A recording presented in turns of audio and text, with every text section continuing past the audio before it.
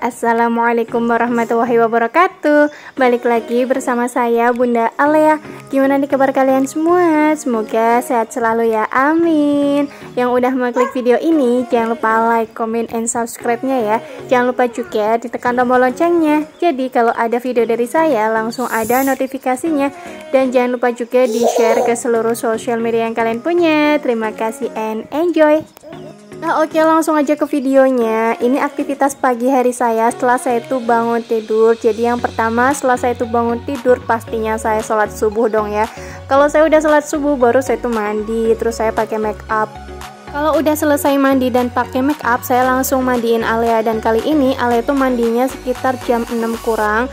Kalau saya udah selesai mandiin Alea, terus saya langsung makein baju Alea kayak gini. Kali ini juga posisinya Pak suami itu lagi shift malam. Ini video hari Sabtu pagi. Saya fresh banget kan bikin videonya, karena saya tuh udah kehabisan stok video, jadi cus langsung saya bikin video. Dan kemarin saya juga nggak upload video karena saya udah 5 hari berturut-turut upload video terus. Oke, lanjut lagi ke videonya. Ternyata saya tuh ada yang kelupaan, saya belum makein Alea cangcut. Nah pas saya tuh mau makein Alea cangcut, ternyata Alea tuh nggak mau. Tapi udahlah, nggak apa-apa ya, orang nggak kelihatan ini, dan Alea kan juga udah pakai rok. Lanjut lagi ya, ini saya tuh mau ngeberesin kamar. Pokoknya sebelum Pak suami saya tuh pulang kerja shift malam, saya juga udah harus natain kamar biar pas Pak suami mau tidur itu bisa nyenyak banget. Tapi nggak juga ding, semenjak Alea itu umur 1 tahun lebih, semenjak Alea bisa jalan dan bisa mengeksplor semuanya, Pak suami emang bener-bener nggak bisa tidur nyenyak. Lagi-lagi itu digangguin sama Alea, ya gimana ya, namanya kalau anak terus ada ayahnya di rumah, pasti kan juga pengen mainan sama ayahnya, walaupun ayahnya itu lagi tidur. Betul apa betul? Kalau ada yang samaan, ayo komen ya di bawah. Nah ini saya tuh udah mau selesai ngeberesin kamarnya. Yang terakhir tinggal ngelipet spray aja. Kali ini saya juga nggak pakai bed cover, karena kan spray yang rainbow ini emang nggak ada bed covernya, jadi saya pakainya selimut kayak gitu. Untuk ruang tamu masih oke lah ya, cuman ada mobil-mobilannya Alea aja di atas meja. Terus lanjut lagi, untuk teras saya agak berantakan sih, ada masker sama itu ada sepedanya Alea. Jadi kalau malam sepedanya Alea emang nggak saya bawa masuk karena kan emang kotor. Berhubung tadi malam saya tuh emang nggak ngeberesin dan nyapuin teras, jadi cus ini langsung saya beresin aja. Berhubung saya juga lagi semangat banget. Pokoknya kalau saya tuh lagi ngebersihin teras, teman-teman jangan heran ya, ataupun jangan salfok sama sapu saya. Saya udah sering banget ngejelasin kalau saya tuh ya emang kayak gini. Kalau misal sapu masih bisa dipakai, ya bakal saya pakai. Walaupun kondisinya udah memprihatinkan banget, tapi kalau saya masih PW gimana lagi dong? Ya udah nggak apa-apa ya. Terus lanjut lagi, ini saya mau nyiramin tanaman saya yang bagian dalam sama yang bagian luar. Terus saya juga lagi nyiramin jalan, karena wajib banget ya tiap pagi juga nyiramin jalan. Kali-kali mungkin ada yang salvo, kenapa sih bun jalan aja sampai disiramin gitu kan. Jadi biar depan rumah saya tuh nggak terlalu ngebul banget, makanya saya siramin. Nah oke, setelah jalanannya itu basah, ini langsung aja saya mau nyapuin, karena udah sekitar 1 minggu semenjak mama saya kesini, saya tuh emang nggak nyapuin depan rumah saya. Teman-teman bisa ngeliat sendiri, itu daun pohon cerinya bener-bener banyak banget dan emang kotor banget. Kadang ya saya tuh kalau misalkan ada keluarga yang main kesini ataupun saya lagi pulang kampung, entah kenapa gitu saya kok agak kumat malesnya. Padahal kalau nggak ada saudara yang main ke rumah saya ataupun saya nggak lagi pulang kampung gitu ya, saya tuh semangat gitu kalau mau beberes. Sebenarnya ya waktu saya lagi bikin vlog nyapu jalanan kayak gini, saya tuh agak malu-malu gimana gitu. Soalnya kan depan rumah saya tuh emang kayak jalanan umum perumahan saya. Jadi kan emang banyak banget tuh lalu lalang motor yang lewat. Nah kadang kan ada juga kalau motor yang lewat itu ngeliatin rumah saya juga.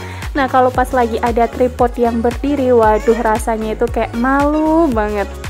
Perumahan saya itu kan emang kecil ya, cuman sepetak aja, dan mungkin sebagian orang itu udah ada yang tahu kalau saya tuh nge-YouTube, dan mungkin juga sebagian orang ada yang belum tahu kalau saya tuh nge-YouTube. Nah misal nih kalau ada orang yang belum tahu kalau saya tuh nge-YouTube, kan ada tripod di depan rumah saya, pasti bakal mikirnya kayak gini, ih itu ngapain sih nyapu aja pakai di videoin kayak gitu kan, mungkin mikirnya kayak gitu ya. Nah tuh kan tadi teman-teman ada yang ngeliat sendiri kalau orang-orang yang jalan lewat depan rumah saya itu juga pasti ngeliatin rumah saya. Nah pas ada tripod juga mungkin orang itu mikirnya, ih itu ngapain sih ada tripod kali ya. Aduh jadi malu deh beneran.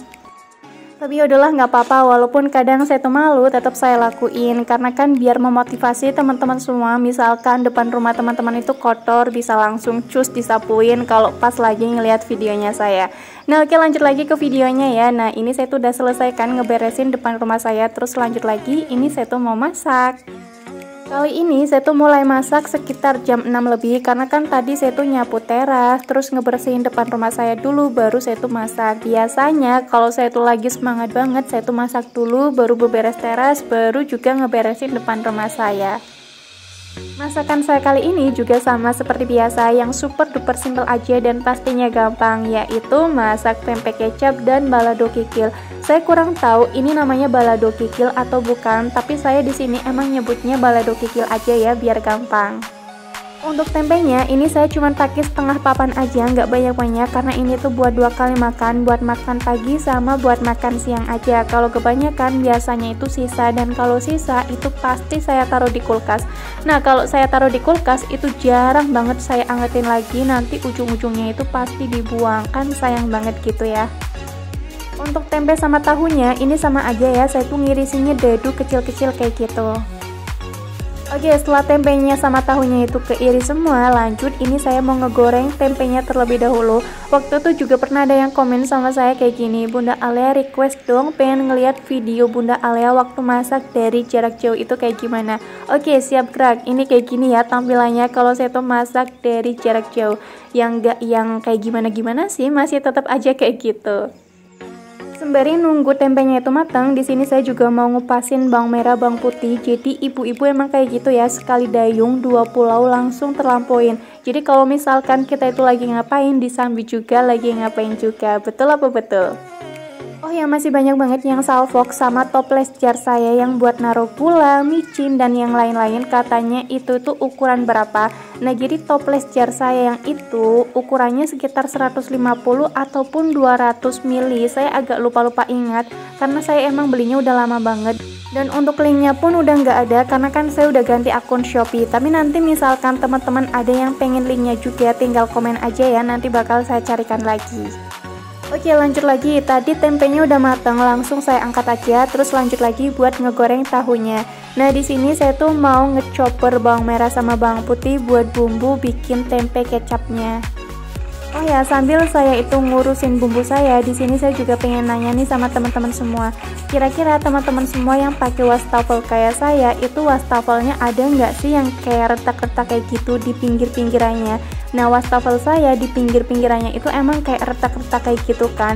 Nah, jadi kalau misalkan saya tuh lagi lupa, saya sering banget kena. Nah, nanti kalau kena itu bener-bener berdarah dan sakit banget. Jadi di sini saya tuh kadang pengen ganti banget wastafel saya. Tapi kalau ganti wastafel nanti dapur saya tuh jadi kotor banget. Kalau nggak ganti wastafel kok ya tangan saya sering banget kena wastafelnya. Aduh, jadi galau deh pokoknya. Apa mungkin wastafel saya sering buat naruh yang berat-berat kali ya, makanya di bagian pinggir-pinggirannya itu kayak retak-retak. Kira-kira teman-teman wastafelnya ada nggak yang samaan sama saya kayak gitu? Kalau ada yang samaan, ayo komen ya di bawah. Nah oke, lanjut lagi ke videonya. Kali ini untuk bumbu baladonya saya ulek aja lah ya, berhubung saya tuh lagi semangat banget. Kalau saya tuh lagi kurang semangat, biasanya saya blender aja yang gampang. Untuk bumbu baladonya di sini saya tuh cuma pakai bawang merah, bawang putih, cabai merah keriting, sama cuman pakai satu aja cabai rawit setan. Saya pribadi nih ya, kalau misalkan lagi bikin bumbu kayak gini terus ada cabai merah keritingnya, pasti saya tuh nyebutnya bumbu balado. Kira-kira ada yang samaan nggak sama saya? Kalau ada yang samaan, ayo komen ya di bawah. Padahal mah aslinya setiap orang kalau bikin bumbu balado itu emang beda-beda banget, jadi emang gak bisa disamakan ya. Nah oke, lanjut lagi ya. Setelah bumbunya kechopper sama keulek semua, ini lanjut saya tuh mau masak. Yang pertama di sini saya tuh mau masak tempe kecapnya.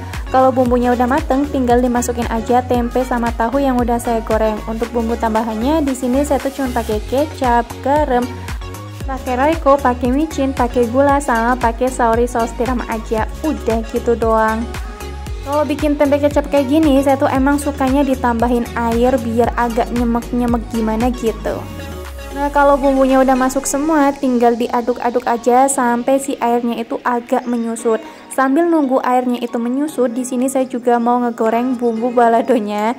Oh ya, abaikan juga ya, itu wajan legendaris saya yang dalemannya itu udah hitam-hitam kayak gitu. Saya tuh nggak punya stok sabut kawat, jadi nggak bisa saya gosok-gosok kan pakai sabut kawat. Adanya itu sabut yang biasa aja, jadi kan emang nggak bisa hilang kalau pakai sabut yang biasa. Nah, untuk tempe kecapnya, ini airnya tuh udah menyusut, jadi langsung saya matiin aja. Terus untuk bumbu baladonya juga udah mateng, tinggal dimasukin aja kikilnya.